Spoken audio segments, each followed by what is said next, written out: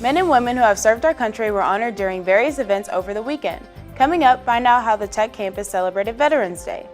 Students looking for their 15 minutes of fame and free textbooks took part in an annual tradition at the Allen Theater last week. We'll have all the details next.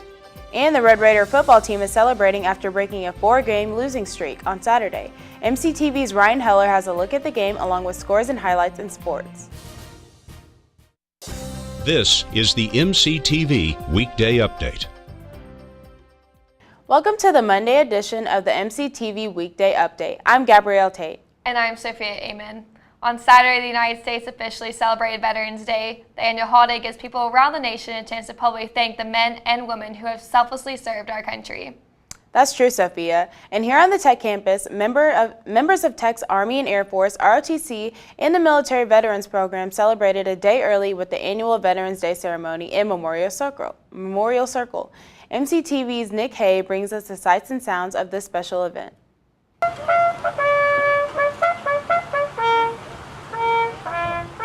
I would like to start off by saying today is very special.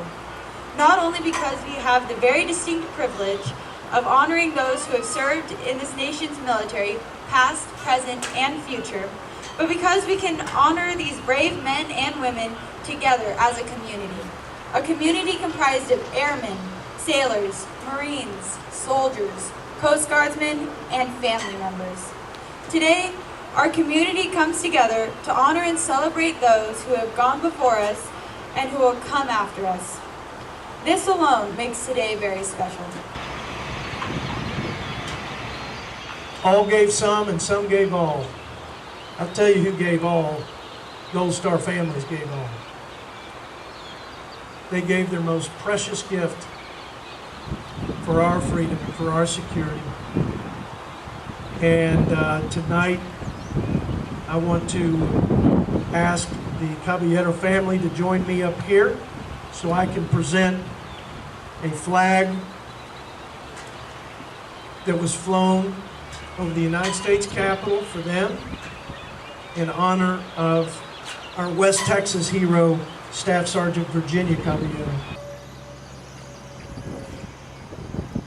It's wonderful for them. She passed away in 2014, and for them to still want to honor her even now, 2017 and further on, it's an honor for us. It's an honor for us to keep her memory alive, and that they're willing to, thank us, even though it's nothing we did. It's all that she did. We're considered a Gold Star family, Purple Heart recipient family because of her. It's all because of her. It's all my sister. It's all Staff Sergeant Virginia Caballero.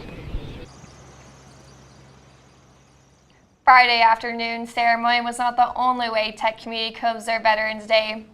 Earlier Friday, students, faculty, and staff were encouraged to stop by the Honors College and take part in the Operation Gratitude. Operation Gratitude is a project that aims to show appreciation to veterans throughout the Lubbock community. From 1 to 4 p.m., participants had the chance to write thank you letters to veterans. Those letters were then collected and distributed during the Veterans Day ceremony later that afternoon. Operation Gratitude is organized each year by the Office of Military and Veterans Program. If you would like more information about the program as well as a list of all events taking place this semester, visit the Military and Veterans Program website at mvp.ttu.edu. In other news, the Women's and Gender Studies Department is coordinating with several groups this week to host the first annual Women's Empowerment Week. Earlier today, the week kicked off with the We Connect Resource Fair in the Red Raider Lounge. From 11:30 a.m. to 1 p.m., students, faculty, and staff could stop by and visit with various campus groups and departments to learn how to get involved and help empower women here at Texas Tech. We're definitely encouraging everyone to come out, take a look and see what's happening on our campus. We do know that a lot of faculty, staff, and students are coming together to promote different types of offerings here on our campus to encourage women to be more involved, to step up, be active here on our campus, and we're very fortunate to the work that they're doing. Women's Empowerment Week continues from now through Thursday with various events scheduled every day. For a full list of events as well as more information about the Women's and Gender Studies Department, visit the website listed on your screen. The Texas Tech campus is filled with students with a variety of skills and talents. Last week, one annual competition gave some a chance to enjoy their 15 minutes of fame. The Students Activity Board hosted the annual Red Raider Showcase last Thursday in the Sub-Allen Theater starting at 7 p.m. The campus-wide talent competition showcased some of the best performances the university has to offer. The contestants who competed on Thursday night were selected by SAB earlier in the semester. Auditions consist of a panel of 5 judges pretty much going through the people that auditioned, and we had 20 this year and ended up with 10 at the final. And I honestly thought that was really amazing because we got completely different people from singing, you know, country to singing rock, and I thought that was really amazing, to guitarists, to pianists, to dancers. So I thought that was really, really interesting. At the conclusion of the Red Raider Showcase, Gage Brockman was awarded first place. Along with bragging rights, Brockman also won a voucher from Barnes & Noble for free textbook rentals for the remainder of his college career. The fall season is really starting to set in here on the South Plains. Over the past 4 days, we've seen a lot of clouds and temperatures hovering around the 50s and 60s. That's right, Sophia, and today we've seen a light mist that has stuck around into the afternoon. So will the cooler conditions continue this week? Let's take a look at the MCTV forecast. The Memorial Circle Cam is showing overcast skies and a slight haze in the distance this afternoon. Humidity levels have stayed above the 80% throughout the day and has caused temperatures to feel cooler than normal. Today's high is expected to reach the low 60s before sunset. Overnight, we'll see a slight break in the clouds and temperatures will drop slightly into the low 50s. Tomorrow morning, we should start off the day with a light fog and overcast skies. The fog should disappear by sunrise, but the clouds will stick around until late morning. Tomorrow afternoon, sunny skies will return to the area and highs should work their way into the mid-70s. After sunset, skies will stay clear and temperatures will drop back into the upper 40s. On Wednesday, sunny skies and mild temperatures will stick around the area. Highs on Wednesday should top out just below 70 degrees and we'll see some breezy winds throughout most of the day. Late in the afternoon, we'll see a return of cloudy conditions and winds will diminish. Overnight, temperatures should fall just below 50 degrees. On Thursday, we'll continue to see a mix of clouds and sun, and we'll also see a return of 70-degree temperatures. Winds will increase late Thursday afternoon, continuing through the evening. Low temperatures on Thursday night should stay around 50 degrees, and we'll see clear skies throughout the night. Looking ahead, gusty winds and even warmer temperatures will return to end the week. The Presidential Lecture and Performance Series is gearing up for the second event of 2017-2018 season. For today's MCTV's events calendar, Katie Main sat down with special guests to find out more about this week's show. Hi there, I'm here with Joe Moore, Director of the Presidential Lecture and Performance Series. So thank you so much for being here. Oh, thanks for the invitation, Katie. Yeah, so tell us a little bit about the event coming up. I know the Steel Drivers are coming. Tell me about that. Okay, will do. So the Steel Drivers is a Grammy-winning band that's coming next Friday night, November 17th at 7 o'clock at the Allen Theater.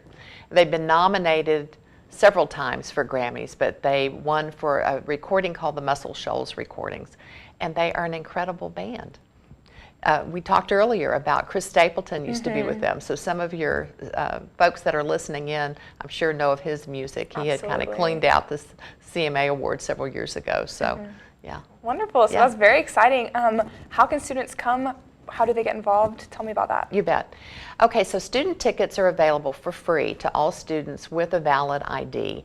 And there is an information desk that's outside of the Allen Theater, and they will have tickets there. So all that they need to do is submit their ID, and each student can get one free ticket. Wonderful. And I would encourage students to go ahead and get tickets now. And if there are any of the events, they can go to our website, which is presidentialseries.ttu.edu, to see what else we have coming up. And I know people don't do things in advance, but if they decided to, they can get tickets for every event about a month prior to that event. So wonderful. Yeah. Okay, so Steel Drivers, big name. How excited are we that we're having them here at Texas Tech? Very much so. You know, Adele, pop singer Adele, loves them, calls them this brilliant swagger band, you know, with soul and country and everything thrown in together. Vince Gill's a huge fan. So they're not your typical bluegrass. If you kind of throw in some country and soul, and as I said, she calls them a swagger band. They're just a lot of pizzazz, a lot of kind of gutsy blues type music thrown in. They're going to be unique, and they're all consummate musicians, and the band's from Nashville, and they tour all over. So I think we're really lucky to have them. A little twist on the country music we have around here. Wonderful, absolutely. Yeah. Well, I hope students come out. You have it from Joe Moore, so thank you so much. Thanks, Katie. Appreciate it. Yes. It was a busy weekend for Tech Athletics as football, volleyball, and both basketball teams were all in action. MCTV's Ryan Heller joins us now with a look back at all the scores and highlights in sports. Ryan? Thanks, Sophia and Gabrielle. This past weekend, the Texas Tech volleyball team lost to West Virginia 3-2. Tech won the first 2 sets, but were unable to finish as the Mountaineers won the next 3 sets to win. Chandler Atwood had 13 kills along with a block. Katie Keenan had a good game with 12 kills along with 6 blocks and 2 aces. Missy Owens also contributed with 48 assists. She is 177 assists away from having back-to-back seasons with 1,000 or more assists. Emily Hill was named the player of the game with 17 kills, 15 digs, and 2 blocks.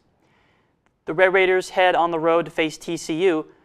The game is set for Wednesday at 6 in Fort Worth. The Texas Tech men's basketball team kicked off opening day with a bang as the Red Raiders defeated South Alabama 75-50. Tommy Hamilton IV and Keenan Evans each had 12 points.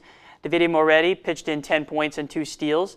Zaire Smith scored 14 points along with 5 rebounds and 3 assists. The season opener for the Lady Raiders basketball team, however, was not so successful as they lost to Texas State 87-70. Jada Terry led the team with 22 points and 5 rebounds. Reese Caldwell had 13 points and 6 rebounds. Brittany Brewer and Deo Alabode each had 10 points. The Red Raider football team finally broke the slump on Saturday as they defeated Baylor 38-24. Nick Shimonek had another great game, completing 24 of 29 passes for 246 yards and 2 touchdowns. Trey King had 20 carries for 67 yards and a touchdown. Dylan Cantrell also had another great game with 11 catches for 94 yards. The Texas Tech defense was fantastic, causing 4 turnovers, none bigger than the turnover by cornerback Douglas Coleman when he stripped the ball from Bears receiver Tony Nicholson, where he then ran it in for a touchdown to seal the win.